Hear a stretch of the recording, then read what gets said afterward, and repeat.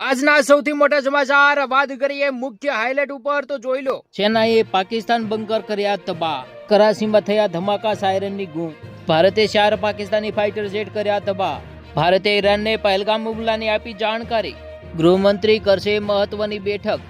High alert પર Rajasthan border. ભારતીય નાગરિકો ઉપર હુમલા કરી રહ્યું હતું પાકિસ્તાન, હવે ખતમ। એર ડિફેન્સ સિસ્ટમે નાકામ કર્યા હુમલા। પીએમ મોદીએ લીધી તાજી હાલતની જાણકારી। બોર્ડર છોડીને ભાગી રહ્યા છે પાકિસ્તાની સૈનિક। તણાવ દૂર કરવા પાકિસ્તાન ચિંતામાં।